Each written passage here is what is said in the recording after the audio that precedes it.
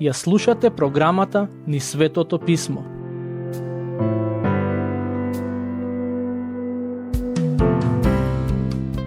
Драги слушатели, денес ќе ја завршиме со обработка глава 24 од Евангелието според Лука, каде е запишано Исусовото воскресение и настаните поврзани со тоа чудо. Да ве потсетам дека авторот на ова Евангелие е човек кој бил доктор по медицина, што значи дека на некој начин професијата не му дозволувала да прифати дека некој воскреснал од мртвите, бидејќи медицината не остава простор за такво нешто. Но, откако ги истражил околностите, Лука дошол до заклучок дека Исус навистина воскреснал од мртвите и затоа ни дава извештај за тоа. Стихови 6 и 7. Тој не е овде, туку воскресна. Сетете се како ви рече, додека беше уште во Галилеја, говорејќи дека Синот човечки треба да биде предаден на луѓе грешници и да биде распнат, а на третиот ден да воскресне. Во сите Евангелија пишува дека Господ Исус јасно им кажа на своите апостоли и ученици дека ќе умре, но и дека ќе воскресне, но се чини дека тие не го сфатија сериозно. Стих 8. И се сетија на неговите зборови. Жените кои беа дојдени кај гробот на Господ Исус се сетија дека тој навистина им кажа што ќе се случи, а можеби празниот гроб беше повод да свата дека Исус буквално го мислел тоа што го кажа. Стихови 9 до 11. Па штом се вратија од гробот, им го соопштија сето тоа на 11 и на сите други, а тие беа Марија Магдалена и Јоана и Марија Јаковова, заедно со другите. Тие им го кажаа тоа на апостолите и нивните зборови им изгледаа како лага и не им поверуваа. Интересно е тоа што иако овие жени го следеа Господ Исус заедно со апостолите, сепак апостолите не им поверуваа на нивните зборови. Имајќи го тоа на ум, би можеле да кажеме дека првите неверници во Исусовото воскресение беа токму апостолите. Стих 12. Но Петар стана и отиде бргу до гробот, па кога се наведна, го виде внатре само повојот и се врати, чудејќи се сам во себе заради она што се случило. Се чини дека, иако на почетокот Петар не поверува, сепак набргу одлучи да оди до гробот и да провери што се случило. Кога стигна таму, Лука вели дека гробот беше празен и Исусовиот повој беше таму, но Петар се уште не беше убеден дека воскресението навистина се случи. Стихови 13 до 17. Во истиот ден двајца од нив одеа во едно село по име Емаус, кое беше оддалечено од Ерусалим 60 стадии. Изборуваа меѓу себе за сите овие настани и додека расправаа и разговараа еден со друг, самиот Исус се приближи и одеше со нив. Но очите им се замрежија, за да не го познаат, а тој им рече: какви се тие зборови што ги разменувате меѓу себе одејки и зошто сте нажалени? Додека дел од апостолите не веруваа во воскресението, Петар се чудеше што се случило, а во своето Евангелие Јован вели дека тој поверувал во воскресението. Истовремено, на патот кон селото Емаус, двајца ученици одеа кон дома и разговараа за настаните од последните неколку денови.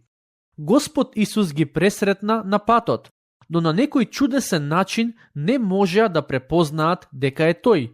Ги праша зашто разговараат и зошто се нажалени. Стих 18. Едниот од нив по име Клеопа му одговори и рече: единствен тугинец ли си ти во Ерусалим, та не си разбрал што се случи во него овие дни? Се разбира дека Господ Исус имаше совршено разбирање за се што се случи, бидејќи тој беше во центарот на сите тие настани. Но, што мислите, зошто ги праша Клеопа и другиот ученик што се случило. Моje лично уверување е дека сакаше да ја чуе нивната перспектива на тие настани, како тие гледаат на тоа што се случи. Патем, од одговорот на Клеопа можеме да забележиме дека речиси сите во Ерусалим знаеа што се случи во последните неколку денови. Се разбира, не сите поверуваа во Господ Исус, но голем дел од народот знаеше дека познатиот учител Исус од Назарет беше распнат. Стихови 19 до 21. И го праша, што? Тие му одговорија, она што се случи со Исус од Назарет, кој беше пророк, силен на дело и на слово, пред Бога и пред сиот народ, дека нашите првосвештеници и управници го предадоа да биде осуден на смрт и го распнаа. А ние се надевавме дека тој е оној што треба да го избави Израел. Но и покрај сето тоа, денес е веќе трет ден откако се случи ова. Со други зборови, тие велат, ние се надевавме дека ќе биде пророк кој ќе направи многу поголеми нешта, ама религиозните водачи го предадоа да биде осуден на смрт. Стихови 22 и 23. А и некои жени од нашите не запрепастија, тие биле рано на гробот и не го нашле телото негово, и кога се вратија, рекоа дека им се јавиле ангели и дека им кажале дека е тој жив. Сигурен сум дека и овие двајца ученици не беа убедени дека жените ја зборуваат вистината. Не сметаа дека жените лажат, ама можеби мислеа дека нешто им се причинило. Стихови 24 до 27. Отидоа на гробот и некои од нашите и го најдоа истото она како што рекоа жените, но него не го виделе. Тој им рече, о безумни, срцето ви е споро за да поверувате во се што рекле пророците. Не требаше ли така да пострада Христос и да влезе во својата слава? Па како почна од Мојсей и од сите пророци, им зборуваше што е кажано за него во целото писмо. Ова е многу важен дел од Евангелието според Лука, бидејќи не подсетува дека страдањето и смртта на Господ Исус не требаше да ги изненадат неговите следбеници. Според тоа што го кажуваа овие двајца следбеници на патот кон Емаус, се чини дека тие мислеа дека Исус не требаше да пострада. Не знам што очекуваа, можеби дека Господ Исус ќе ги порази римјаните и ќе се зацари како јудејски цар. Но, ако го направеше тоа, Господ Исус немаше да ги исполни ветувањата дадени од Бог преку пророците. Исус ги нарекува безумни и им вели дека нивното срце не верува во тоа што пророците го кажале. Се чини дека тоа е срцевината на проблемот. Луѓето имаа своји очекувања од Месијата, кои не се вклопуваа со Божите ветувања за Месијата. Кога нашите очекувања ги поставуваме над Божите ветувања, големи се шансите дека тоа ќе не води кон разочараност и состојба на збунетост.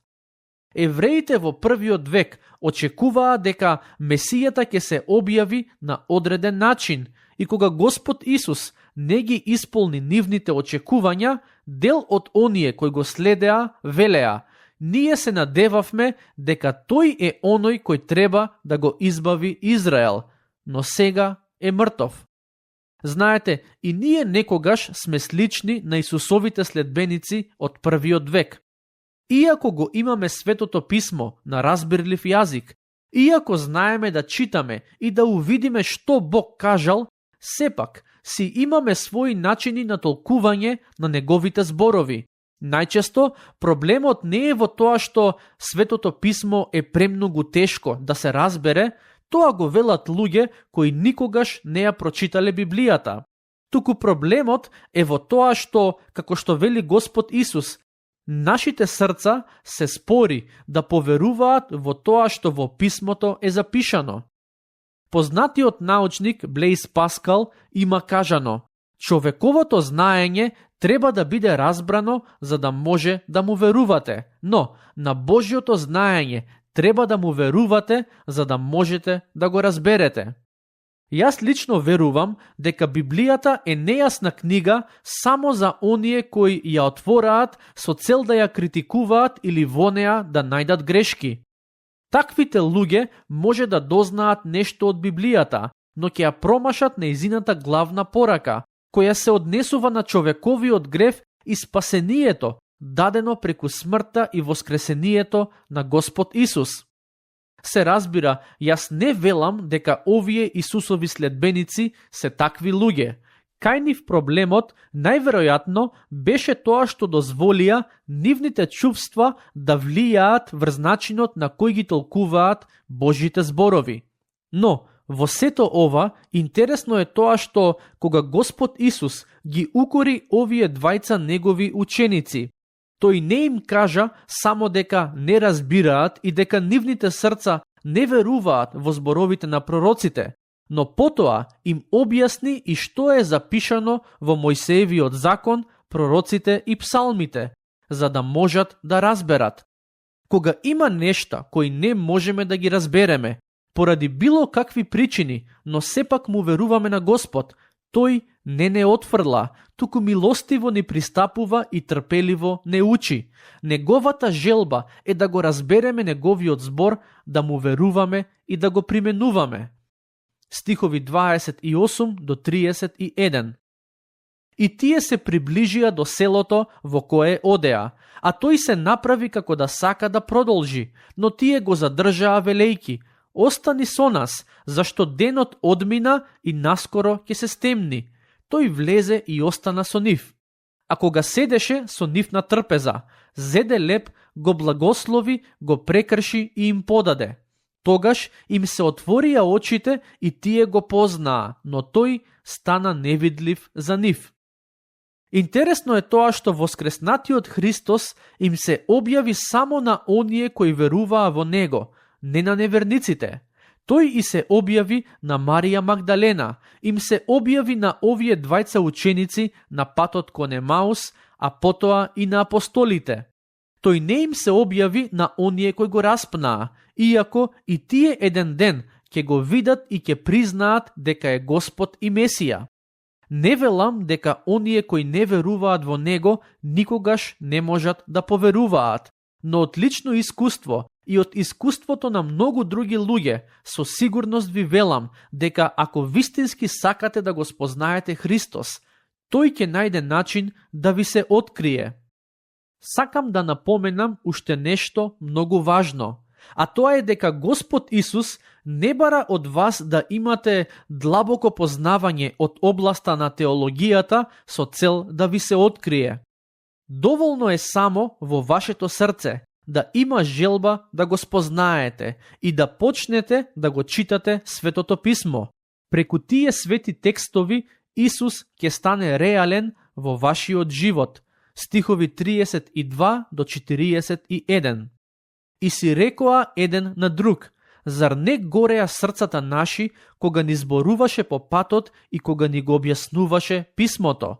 Па во истиот час станаа, се вратија во Ерусалим и ги најдоа собрани 11 и оние кои беа со нив, каде што говореа дека Господ навистина воскреснал и му се јавил на Симон. И тие кажаа за она што им се случи по патот и како го познаа кога го прекршувал лебот. Додека тие уште зборуваа за тоа, самиот Исус застана сред нив и им рече: мир вам. А тие, така збунети и уплашени, помислија дека гледаа дух, но тој им рече: што се плашите и зошто такви мисли влегуваат во срцата ваши? Видете ги рацете мои и нозете мои, јас сум истиот, допрете се до мене и гледајте, зашто духот нема тело и коски, а како што гледате, јас имам. А кога го рече тоа, им ги покажа рацете и нозете, но додека тие од радост уште не веруваа и се чудеа, тој им рече: имате ли овде нешто за јадење? Причината поради која Господ Исус им побара нешто за јадење е за да сватат дека тој е воскреснат во тело. Духовите не можат да јадат храна. Стихови 42 до 44. Тие му дадоа парче печена риба и мед со саќе. И кога зеде, јадеше пред нив, па им рече: ете, тоа е она за што ви зборував уште додека бев со вас.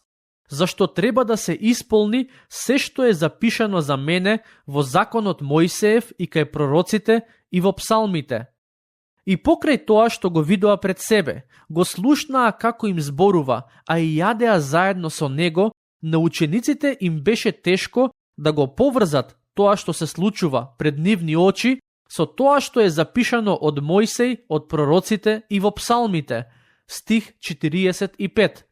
Тогаш им го отвори умот за да ги разберат писмата. За да ги разбереме писмата, односно она што е запишано во Библијата, потребно е Бог да ни ги отвори умовите. Воспротивно, колку и да ја читаме Библијата, за нас таа ќе нема смисла.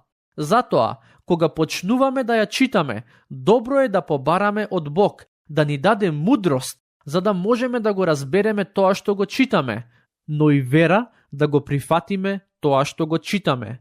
Стихови 46 до 48. И им рече: така е напишано и така требаше да пострада Христос и да воскресне од мртвите на третиот ден и да биде проповедано во Негово име покаяние и проштевање на гревовите кај сите народи, почнувајќи од Ерусалим, а вие сте сведоци за ова. Христијаните се повикани да бидат сведоци за Господ Исус Христос, за Неговите зборови, смрт и воскресение. Стихови 49 до 51. И ете, јас ќе го испратам врз вас ветувањето од мојот Отец, а вие останете во градот Ерусалим, додека не се облечете во сила од озгора. И ги изведе надвор до Витанија, па кога ги подигна рацете, ги благослови, и додека ги благословуваше, се оддели од нив и се вознесе на небото. Последното нешто што Христос го направи пред да се вознесе на небото, беше благословувањето на учениците кои беа присутни. Господ Исус до ден денешен ги благословува Неговите следбеници, иако не е физички присутен помеѓу нив. Стихови 52 и 53. Тие му се поклонија и се вратија во Ерусалим со голема радост и беа постојано во храмот каде што го прославуваа и благословуваа Бога. Ова е сведоштвото на доктор Лука. Дојдовме до крајот на ова Евангелие. Се надевам дека се што кажав досега ви беше од полза и ви служи за изградба на вашата вера во Христос. До следното наше проучување, Бог нека ве благослови и нека ви даде вера, сила и смелост да живеете според Неговите зборови.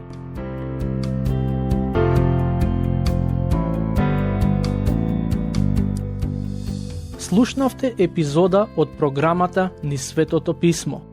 Можете да не слушате и преку мобилна апликација на нашиот YouTube канал и на подкаст платформите како што се Apple и Spotify.